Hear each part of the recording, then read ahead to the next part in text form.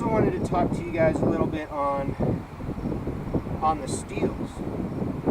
Okay, you can go out and buy a nice Essie striker, or you can buy a cheaper one like the striker I used in that first video you guys watched.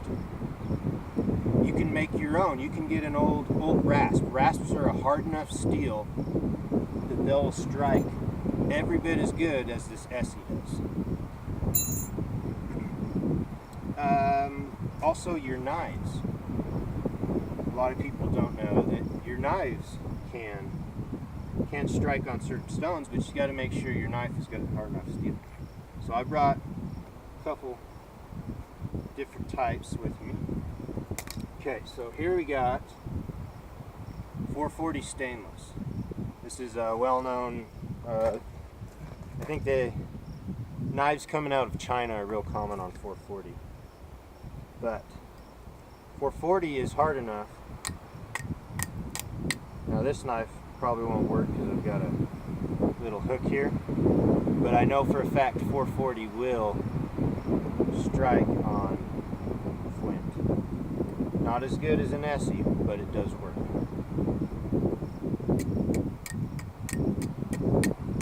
And I had a little spark there. Okay. Now here I've got a cheaper Chinese, Japanese knockoff. This is an old knife from back in the 60s or so. This is a soft steel. This steel will not, and I don't think it's pure enough. It's got too many impurities in the metal itself to actually create a spark. But I've tried and tried and tried with this knife before in the past. Never was able to make it work. But it's not saying it wouldn't spark, but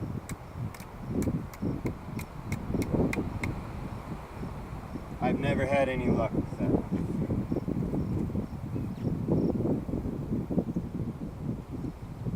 Here I've got it's known as a honing steel, which any type of honing steel or hone steel is going to be an extremely hard metal, and you should be able to get a spark out of it. I've never tried this one, but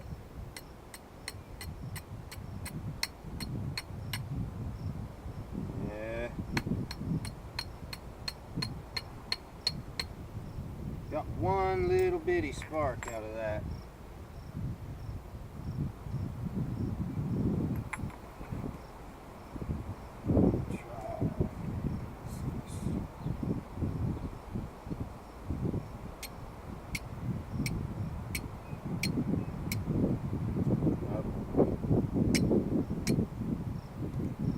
It's not good enough for me that I'd want to take it with me. So, but that's a good thing is before you take your materials out with you on your backpacking trip or whatever you're doing, you should probably test them first to make sure you know they're gonna work correctly. Because I would hate for you to get out there and only bring one way to start fire. You haven't tested it or practiced it. That would not be too good. Okay, we're gonna try, I've never tried this steel before, but we're gonna see. I really like this stuff, but we're gonna see if we can get a spark out of this.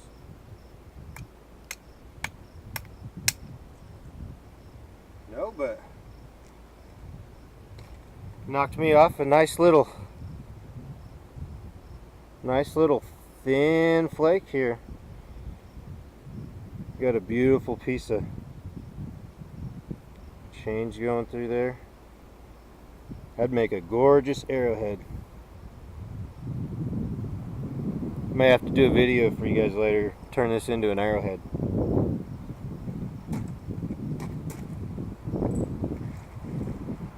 I'm not getting any sparks out of this, so I don't think she's gonna work.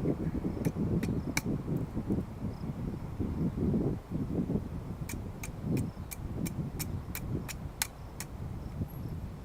No sparks. Lots of flakes.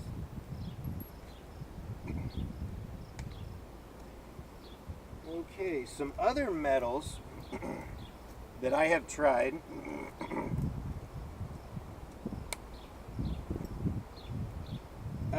I know things like change, pocket change, quarters, 50-cent pieces, nickels, dimes. Those will not work. You know, maybe some coins from other countries, not made the same way we are, making ours. Some older coins, you know, some historic coins, have some better steel in them, some better handmade steel. Those might strike. Some things like nails. Now, I made these just to show you kind of what you can make them look like. Now, these are little nail strikers I made, but I know for a fact these will not work on stone. The nails, new nails, there's too many impurities in the metal, and they will not produce a strike. But if you get some older nails, say some of the old hand-forged square nails, a lot of that old hand-forged steel, it's good and hard, been rolled lots of times. That stuff will produce a strike pretty good. But these little things, they're neat, but you got to make sure you test them first. They don't take up much room in your pack, but I guess if it didn't work, you could use it as a trigger on a trap system or something. But no point in taking something you're not going to use. Learn to survive on the minimum. Everything else is luxury. All right. I think that's all I had for you guys on our flint and steel today. I wanted to talk with you a little bit on the bow drill. Now, in that first video, when I'm using that drill, if you notice there's some powder coming out of that. I'd got some kind of termite or a woodworm or something up in there.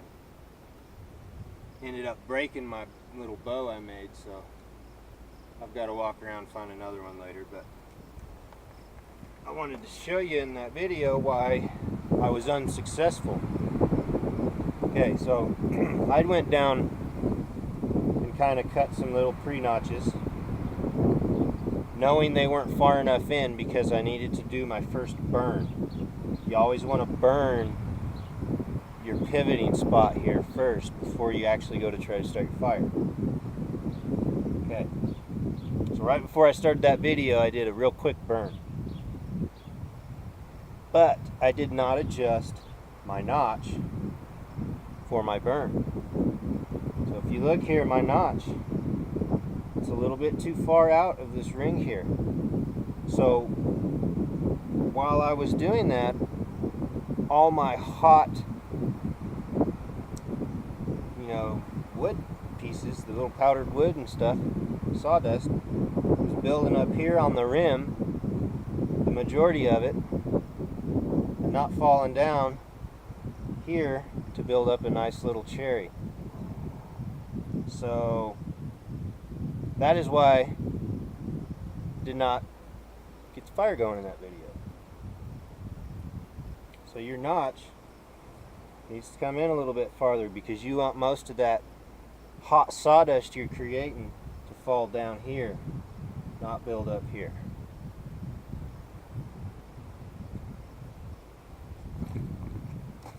And then another thing on spindles, okay? Now these are a lot of my yucca spindles. Now I have found over the years of using these, if you look at this one, it's still pretty raw. I haven't done much to it on this end here, just mainly up here. Okay, this is pretty smooth here where I haven't went down and put little flat ledges going around. I was actually going to